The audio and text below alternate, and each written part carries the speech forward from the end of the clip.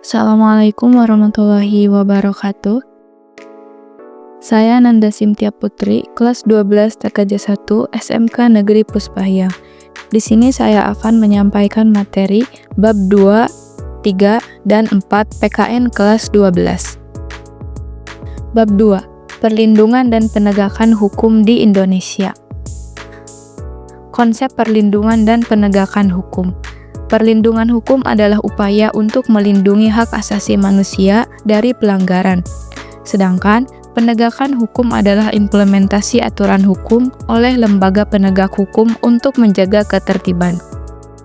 Pentingnya perlindungan dan penegakan hukum. Perlindungan dan penegakan hukum dapat menjamin keadilan bagi seluruh lapisan masyarakat, mencegah terjadinya pelanggaran hukum dan kejahatan, serta menjaga stabilitas dan ketertiban sosial. Peran lembaga penegak hukum dalam menjamin keadilan dan kedamaian.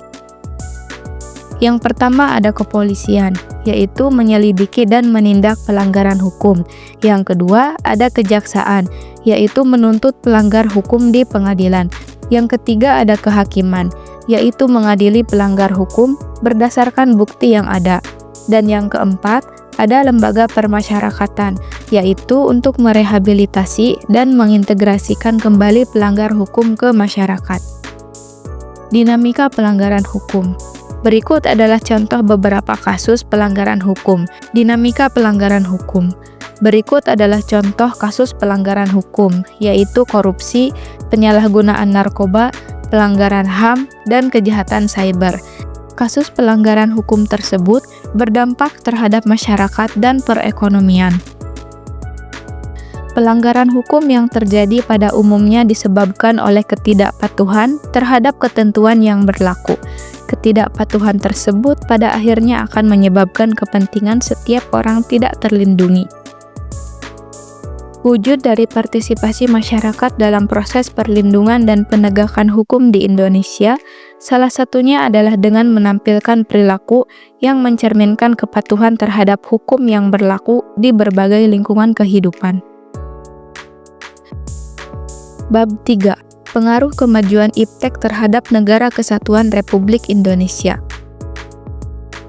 Kemajuan iptek tentunya memberikan pengaruh bagi kehidupan sebuah bangsa, baik itu pengaruh positif maupun pengaruh negatif. Pengaruh positif dari kemajuan iptek antara lain peningkatan efisiensi dan produktivitas di berbagai sektor, dan kemajuan dalam bidang pendidikan, kesehatan, dan komunikasi. Sedangkan pengaruh negatif dari kemajuan iptek yaitu ketergantungan pada teknologi dan potensi penyalahgunaan teknologi dan kejahatan cyber. Kecanggihan alat komunikasi yang ditandai dengan munculnya internet secara langsung telah mempermudah kita untuk memperoleh informasi dari belahan bumi lainnya, sehingga kita secara tidak langsung telah melakukan proses transformasi ilmu yang sangat bermanfaat bagi kita. Membangun sikap selektif dalam menghadapi berbagai pengaruh kemajuan iptek, seperti mengembangkan literasi digital dan kritis, membuat regulasi yang mengatur penggunaan teknologi dengan bijak, dan mendorong inovasi yang berkelanjutan dan berdampak positif. Alternatif sikap yang bisa diambil oleh bangsa kita dalam menghadapi kemajuan iptek. Yang pertama, menolak dengan tegas semua pengaruh kemajuan iptek dalam semua aspek kehidupan. Yang kedua, menerima sepenuhnya pengaruh tersebut tanpa disaring terlebih dahulu. Dan yang ketiga, bersikap selektif terhadap pengaruh tersebut, yaitu kita mengambil hal-hal positif dari kemajuan iptek dan membuang hal-hal negatifnya. Bab 4. Dinamika persatuan dan kesatuan dalam konteks Negara Kesatuan Republik Indonesia. Negara kesatuan adalah negara yang bersusun tunggal, yakni kekuasaan untuk mengatur seluruh daerahnya ada di tangan pemerintah pusat. Pemerintah pusat memegang kedaulatan sepenuhnya, baik ke dalam maupun keluar. Negara kesatuan merupakan bentuk negara dengan satu konstitusi dan pemerintahan pusat yang didasari dengan dasar hukum NKRI yang didasari dengan dasar hukum NKRI, yaitu Undang-Undang Dasar Negara Republik Indonesia Pasal 1 Ayat 1. Persatuan dan kesatuan bangsa dari masa ke masa. Pertama, era perjuangan kemerdekaan.